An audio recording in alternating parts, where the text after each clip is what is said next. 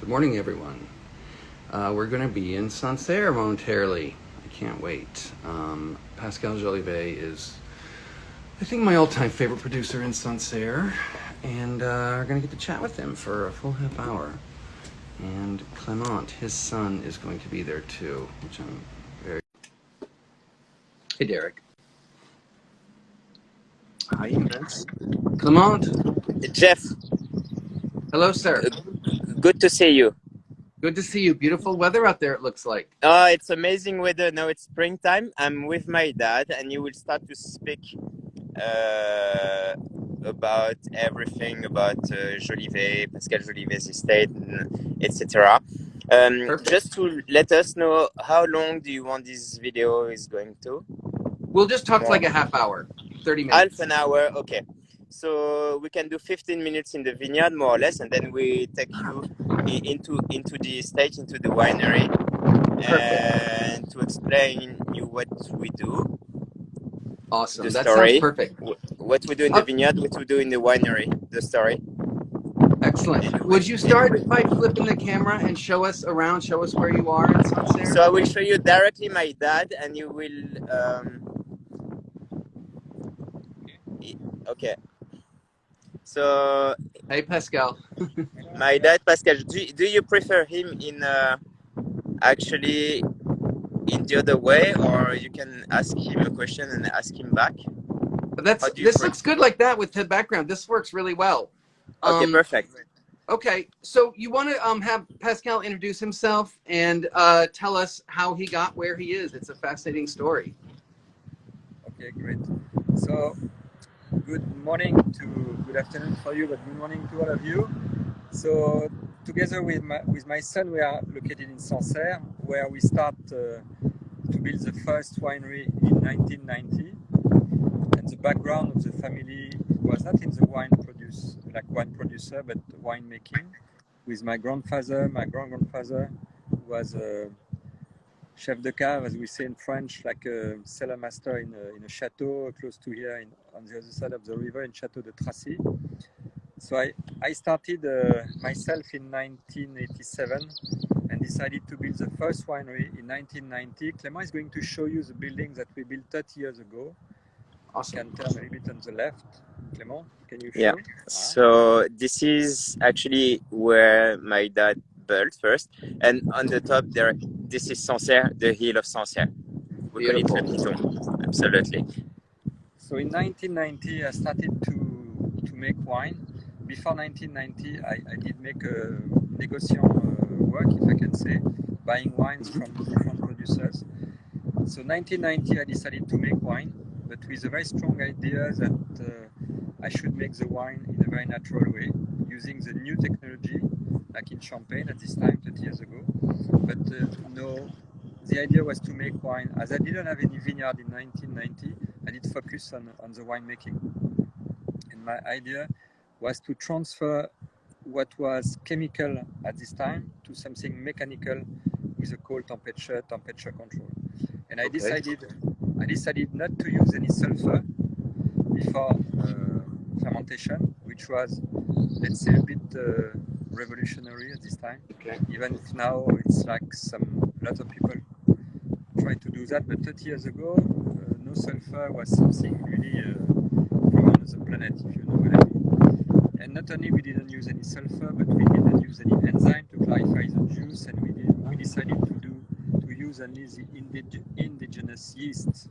So it was how can I say? It was the beginning of the Jolivet style that we slowly believe.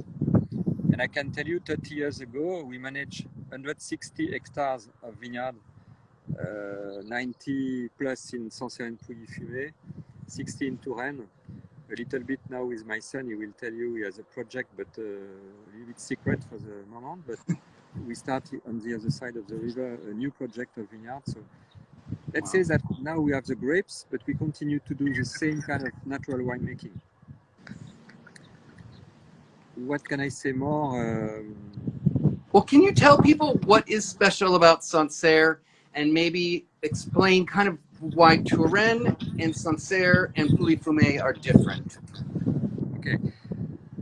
First of all, we First of all, we are born in Cône-sur-Loire, which is close to Pouilly and Sancerre, 10 minutes from here. So we strongly believe that the best terroir in the world to produce Sauvignon Blanc is in the Loire Valley, and specifically in Sancerre and Pouilly-Fumel. Okay, the police is around you. Yeah, it's a sign in my house. I live near the hospital. I'm sorry. It's okay, no problem. And it's a charm of the country, you know. We don't have the same Exactly. music around. So we strongly believe that we have the best condition to produce the best Sauvignon Blanc. It's a little bit prejudiced, but I think it's really true. We have the best soil and the best macroclimate with the river. So we focus on this, and we don't want to interfere too much. We are doing culture biologique, you know, organic viticulture now. 100% of our vineyard in Sancerre and Pouilly is organic, and it's what we think. We have the best soil and the best macroclimate, so we can have as less as we can of intervention. Yeah. And we focus on not only to produce Sancerre, but to produce Sancerre with our own style. Right. Which I can speak to you later in the winery, in the cellar, if you don't mind. Okay. And then can you explain the differences in soil types maybe, or what differentiates Sancerre from the Touraine and Pouilly-Fumel is a little easier? Yes, sure. Sancerre, we have lots of chalk, like 50% of chalk, about 30% of flint, what we call silex, and 20% of clay, more or less. Huh? In Pouilly-Fumel, on the other side of the river, we have much more flint, and also a little bit clay and sand, and the soil in Pouilly are, let's say, more mixed than in Sancerre. In Touraine, it's maybe Clément can talk about Touraine, because he's the one who arrived the last 2 years in Touraine, so I'll let him speak about the soil. Okay. Touraine is for me an alternative to Sancerre and Pouilly-Fumel. It's a beautiful location, and we have a much more oceanic influence. The wind is coming from the west, from New York. We receive the wind earlier than Sancerre, and the influence of the ocean is more important in Touraine than Sancerre. So it's a little bit more humid and more windy in Touraine. I'll let Clément speak about Touraine. Okay. And Clément, could you repeat what he said about the wind? It was kind of the wind blocked hearing about the wind. Before Clément say, I want to tell you something. Yeah. When I fly to New York, it takes me 8.5 hours. Sometimes 8 hours. When I flew back from New York, it takes me 6 hours. One day we took 5.5 hours. So this is the wind from the west, you know? Okay. No, there's an article in the Times recently that explains that the jet stream that we see come from the Caribbean up the East Coast, that's what you're talking about. That jet stream continues down the Loire, right? Exactly. That's fascinating. And that's what keeps the temperate, they always call the Loire the Garden of France. That's why you can use those Atlantic winds all the way in. You know, as you say, the Jardin, what we call now IGP was before, in the old days, Vin de Pays, with a beautiful name, which was Vin de Pays du Jardin de la France.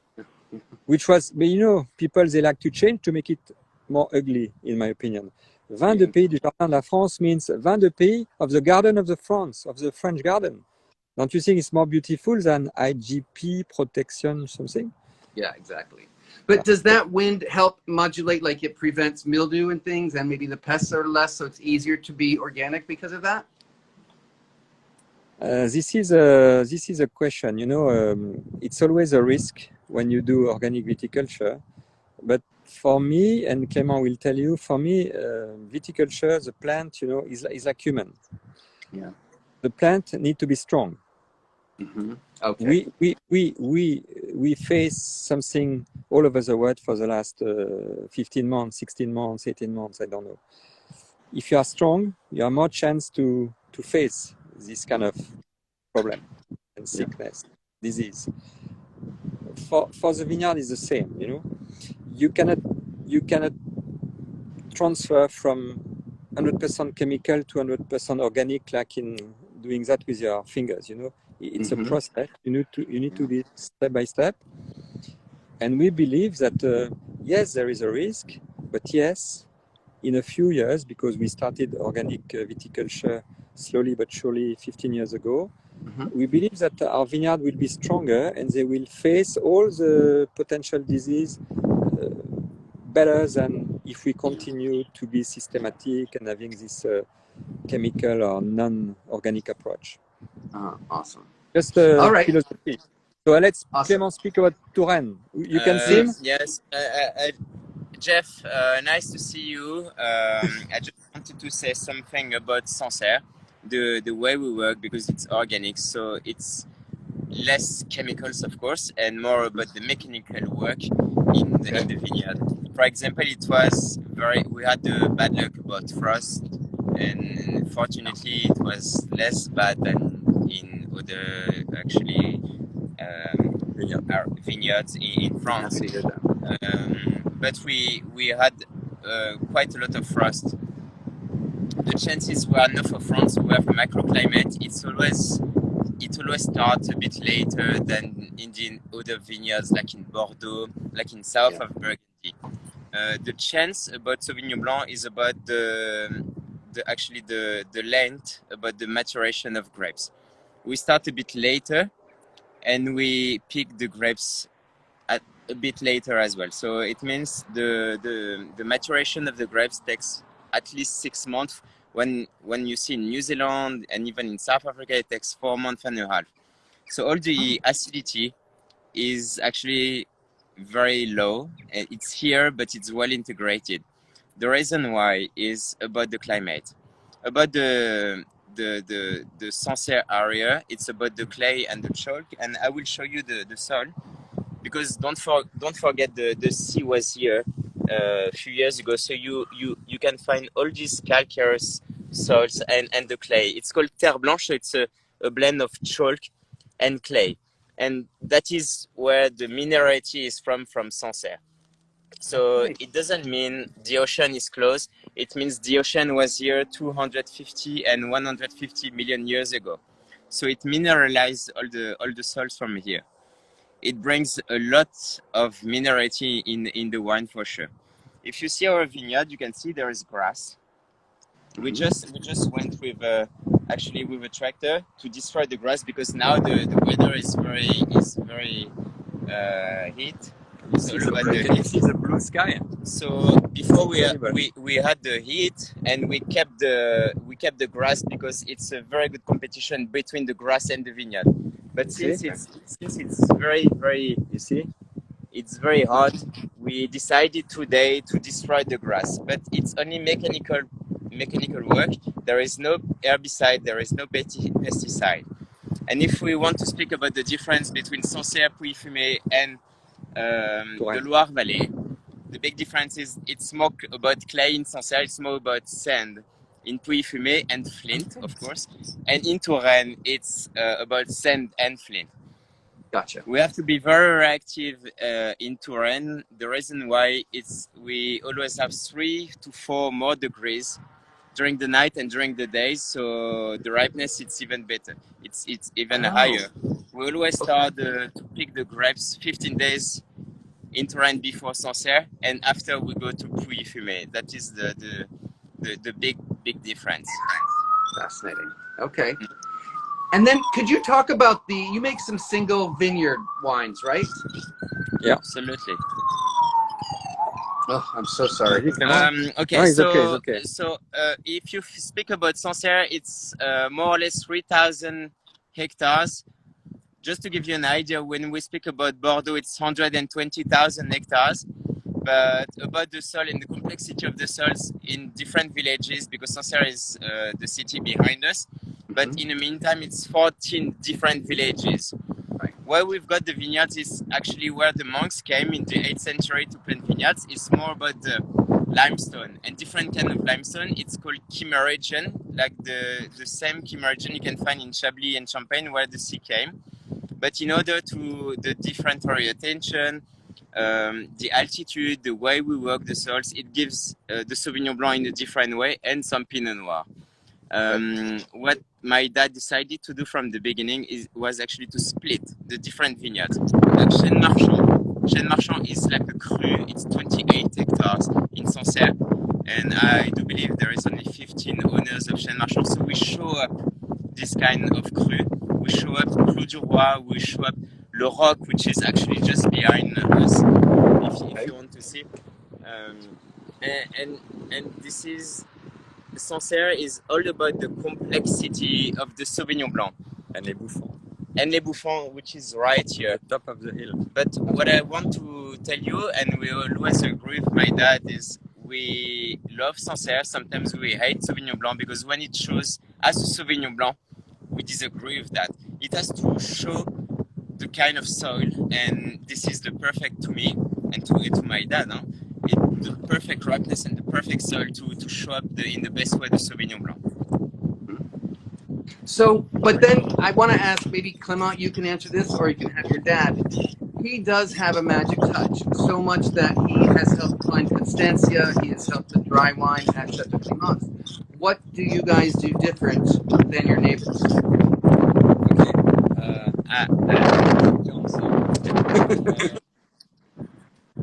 You know, since the beginning, I wanted to do something different. So we never tried to duplicate something which does exist. As I told you, I decided to make wine, and I didn't learn about winemaking. Okay, so everything we have done is like about common sense. Oh. Magic touch. Thank you for this comment. But I would like to say yes, I would like to say different touch for sure. And the result is that we create a wine which is always not the grape variety or not. I'm more strict than my son. My son say he doesn't. Clément, like. could you go a little closer? The wind is too loud. I'm very sorry. Thank you. Just wait. Perfect. Because of the wind. So Yeah, thank you very much. My son Clément, he says that he doesn't always like Sauvignon Blanc, and me, I'm more even more than this. I say I don't like Sauvignon Blanc in general because it's too much on the herbaceous taste, on the aromatic side. So what we try to do is to make a wine which is always balanced, between fruit and acidity. We try to have how can I say, as much as we can, a really good, almost perfect integration between fruit and acidity, and also a kind of creamy taste. So we do our wine naturally. We control what we do, but we don't interfere on the winemaking. But and as a result, our wines, you cannot feel too much alcohol. It's much like a fruit, a juice fermented with a lot of fruit. So it's a different style. I don't say it's better. It's just different. Okay. So my friend AJ is asking, you said you use indigenous yeast, but he's asking, how do you control the wildthiols and the methoxypyrazine? How do you control those? How do we control what? The methoxypyrazine and the wildthiols. Do you use a certain yeast for that, or you just use your indigenous yeast? No. We just do indigenous yeast, and we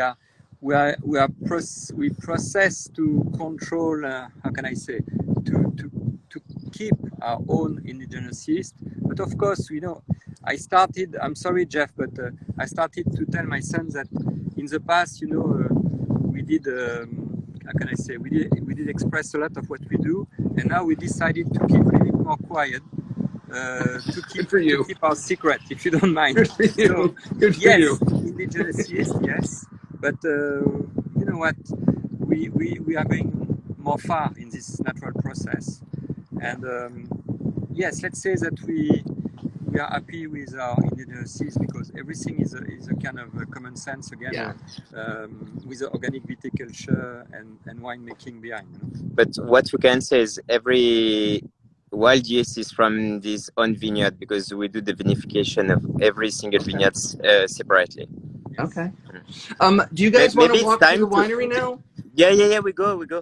Allez. Okay, but Clement, can you? I would like to, while we're walking, and you can, or Pascal. Pascal, you once taught me. We were having dinner, and you explained to me because we had, I think, artichokes and asparagus on the table, which are famously difficult to pair. And you said, no, that's not the case. They're very easy to pair.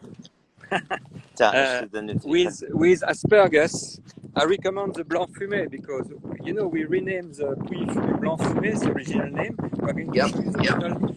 But it's true that with asparagus, it's quite difficult to pair, to marry with another wine.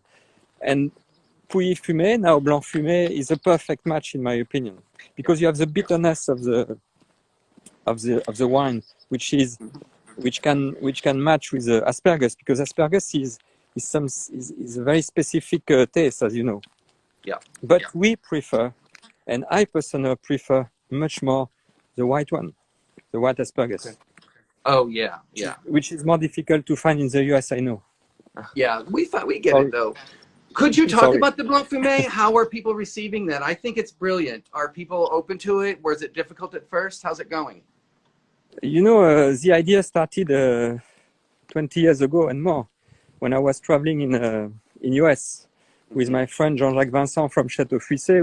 We always tease each other, saying that Pouilly Fumé, Pouilly Fuissé, it's very confusing. I always told him that we need to find a way to communicate. I'm sorry, Clément, how can you move the camera? I'm going to talk. Do you want... Non, tu peux tourner la caméra? Yeah. So we are going. This is office of our winemaker. Love it. You can see the winery from the office, Yeah. and we are going inside the winery now. So, it was always my concern, and I have to admit that I'm so happy with the success of Sancerre in the US, but I was a bit.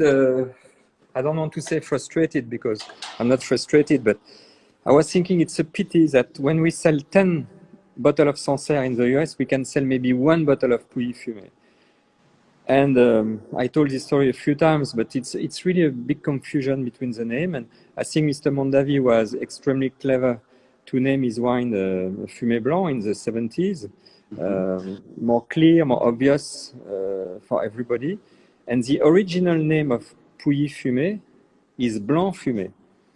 We still have a bottle of my grandfather of 1959 Blanc Fumé. So I was thinking, why make it complicated if we have something simple in front of us? So Blanc means white, Fumé means smoke, so smoky white.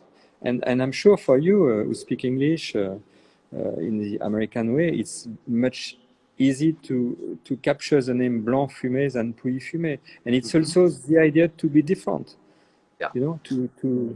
So we guarantee you the style of the wine, and Blanc Fumé should be our Pouilly Fumé Premier Cru because we use the best vineyard close to the river to produce this wine. So we reduce the quantity and we increase the quality. And the 2020 vintage is just fantastic. So I pass you to Clément again. I just want to tell you a word. So now where we are, my dad is going down, but we're more or less 6 meters above the floor from the winery.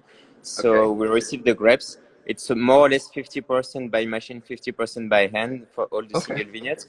And this building was built in a way to use the gravity. So we press upstairs, we do a first racking, and then we let go all the juices for wild fermentation in mainly stainless steel, but we use as well some concrete eggs, we use some barrels, we use some ceramic and amphoras. But it's very important to mention that because every time you will touch a grape, a juice, a wine, you will lose a bit of aromatic and pureness. So I'm joining my dad in the winery. You can see it's mainly stainless steel for showing the pureness, to keep the acidity, to integrate very well with the wild yeast fermentation, and to make a very big difference in the same way for the vinification between the single vineyards and the different plots. Clement, can I ask you to repeat what you just said? Every time you touch the wine, you lose freshness. Is that correct? Every time you will touch your juice, you will pump, you will do an action with the pump or whatever. In our way, you will lose a bit of purity.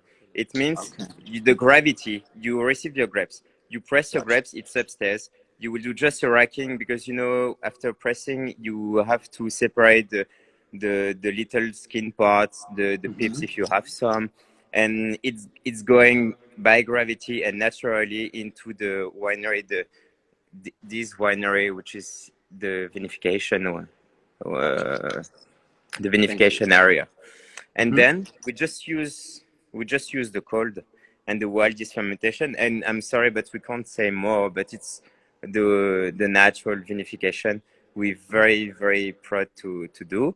And about the sulfur as well, we very very low, and we go until the end of the vinification without a lot of sulfur to show the fruit. I love it. Okay. I Can I think ask my about? dad. Yes, Go sorry. ahead. What? No, I wanted to ask about the rosé because people are. It's rosé season now. Everybody goes crazy for rosé in America, and I think about last year, or maybe year before. Well, the year before because we weren't open last year. The people were very open to rosé from other regions, and so how is the rosé going for you? Are you seeing that? Are you selling more? Or tell me a little bit about your rosé. We are very happy with the quality of our rosé from Pinot Noir. It's a beautiful, you know, Pinot Noir is the most unique grape, very very sensitive, very elegant, you know, with a lot of finesse and purity. The problem is you have to face the rosé of Provence, which is the rosé, if I can say. So we can produce really high quality of rosé, but we cannot and we don't want to compete with the Provence wine because yes, we can give an alternative, but you see, our job is to produce white wine before everything. And yes, we love our rosé, but you know it's difficult to impose. How do you say impose? Impose To shop, right? yeah. To show this rosé in front of all this brand of Provence. So yes, we do rosé, and I think it's really really a lot of finesse you can find in this rosé, a lot of pleasure too. But our new how do you say new goal now is to create a style for Pinot Noir. So it's just the beginning of the story, and I don't want to promise, but I want to tell you that in the next 2-3 years you will be very happy with what we're going to do with the Pinot Noir in Sancerre. Great. We'll keep it Well, secret, but you will see it's going to be very good. It sounds great, but I just have to tell you, I got my rosé from you for the summer, and I'm very excited because people are very open to it now, and it's fun to sell. Yeah. It's you know, I did a blind tasting with my family last week, and I did a try 7 years ago to make a rosé in barrels.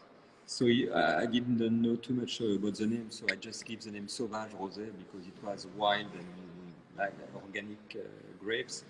7 years later, 2013, it was like a baby, no oxidation at all. Wow, that's But great. it's not what people are waiting when they drink rosé.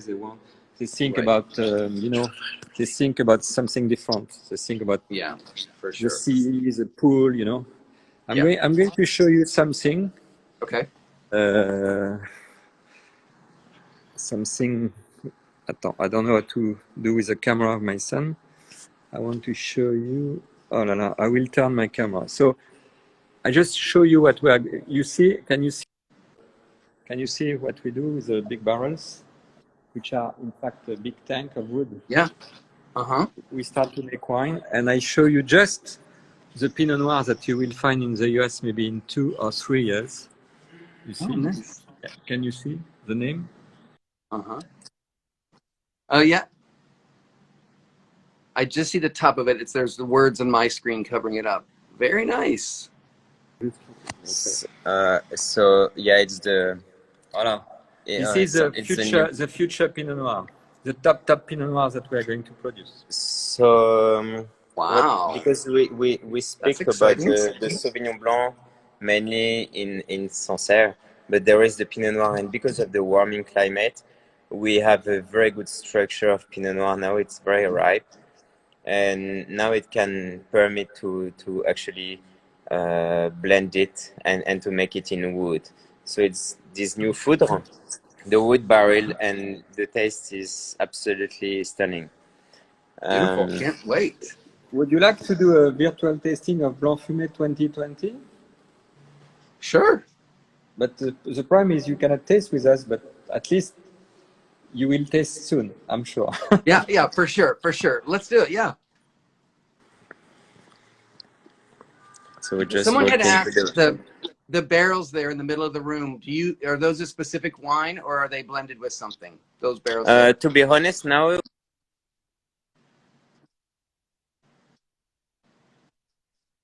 Okay.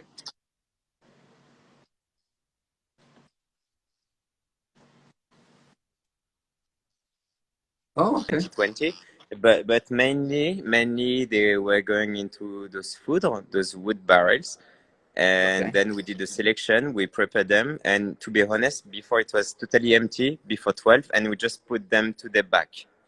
Oh, okay. So Gotcha. next week we are going to put some more red.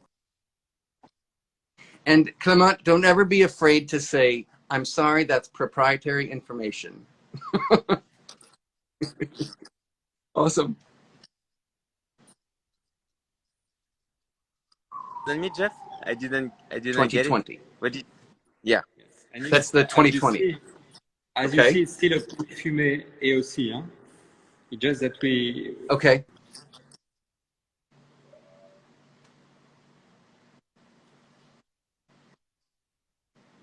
Back to the roots. We found a bottle from it was Lucien Jolivet or Jolivet and Fils from 1959, I do believe that. Wow. Which was Blanc Fumé, so it's back to the roots, and it explains very much the style of the wine, because when you're on the Flint, it's very, very smoky. Mm. So does the Blanc Fumé start with 2021 or 2020? 2020. Okay. We did a... Sorry? I can... Yeah. We did a try in 2018, and not anymore in 2019, and we were extremely ready this vintage. So we did the first shipment, I think, 3 weeks or 1 month ago to the US. So 2020 will be there, and maybe already there. I'm not sure. I think well, maybe I've just seen promotional stuff. I don't know. Me, Clement can comment the wine if you want, quickly. Yeah. Yeah, put him to work. Yes. Because sorry, huh? No, but there is a link between the first question you asked. Oh, I was just saying that any time you can just say that is proprietary information. If you don't want to answer a question, you just say that's proprietary. No, but since your first question, actually, I can answer it to you, because between Sancerre and Puy-Fumé, there is a huge difference. Sancerre is more about the clay and the chalk and the limestones, when in Puy-Fumé, it's more about the sand and the flint. So when you taste this wine, the first note is definitely about the smokiness. So you have the smokiness, you have the fumé definitely coming to your nose. And when you taste the wine, there is always more acidity in Puy-Fumé than in Sancerre. In Sancerre, it's more about the roundness. Puy-Fumé is very straight, it's very direct to you, and there is this saltiness and this iodine texture. Okay. It's a very good wine for fish and oysters and any seafood. Okay. It's very, very good.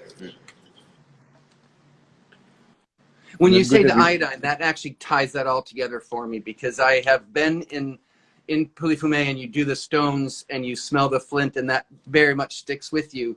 But when you say the iodine and the texture, it really rings a bell. Yes. Don't forget the sea was here twice and it mineralized. When you speak about silex, it was quartz stones. Because of the sea, it mineralized it and it became silex, and it gives all the texture of the smokiness. And we are a bit lower in terms of altitude. We always go after Sancerre because it's right after. It's less about the hills. It's more. It's not flat, but it's less hilly than in Sancerre. And this position, which is more east than west. West is Sancerre, east is more Pouilly-Fumé. It actually brings the ripeness a bit later, and the acidity is very, very, very straight. But the ripeness of the grapes are very nice. You can very much make a difference between those two appellations. And you have to remind it's only 5 kilometers between Sancerre and Pouilly-Fumé. But the ones Wow. And you know, That's it's a pity, dark. Jeff, that all of you cannot taste today, but you will soon, I'm sure. I will From- soon. Yes, tonight I think. 15, 20 minutes outside. And you know, I've been a bit thirsty, so the first time I just taste the wine and now I drink it, it's so refreshing. And Yeah. the acidity and the fruit are so sorry? Yeah, okay. I say the acidity and the fruit are so married together that you just don't feel alcohol. Yeah. So you drink it, and you know, imagine smoked salmon or tuna. Mm. It could be amazing. Yeah, beautiful. Well, gentlemen, we're after the half hour. I've held you over, so I will let you go. Did I miss any questions or anything you want to tell people before you leave? Yes, we want to tell something. Thank you to all our American friends because you give us a different dimension for the winery. You know, you are our best market in the world, and we are always happy to visit you and to speak to you. And thanks for your support, enthusiasm, and everything. This is what I want to tell you. I love it. Well, we clearly love your wine over here. Thank you very much. It has been such a pleasure. Thank you so much, Clément. It's really nice to meet you. And are you going to come over this next time whenever you guys go? Will you come over this time? I would love, you know, COVID is a bit complicated for traveling, but Yeah, I'm sure but it's we gonna- will come soon. In the fall, You know, maybe we can Jeff, I wanted to go to Monaco tomorrow to see the vintage race. Last minute, I wanted to buy a ticket to go to Nice and Monaco. It's impossible because Nothing I'm now, the right? best, you know? Yeah. It's really complicated to travel, but we find a way. Yeah. I'm thinking the fall. I'm As thinking about soon the as fall. we can travel. Yeah. Okay. I hope to see you over here. Good And you luck. are, all of you're welcome in the winery. For sure. For sure. It's such a pleasure to chat with y'all. You guys have a good day. Thank you very, very much. Thanks Thank to you. Goodbye. All right. Bye. Stay safe. Bye-bye now. Bye.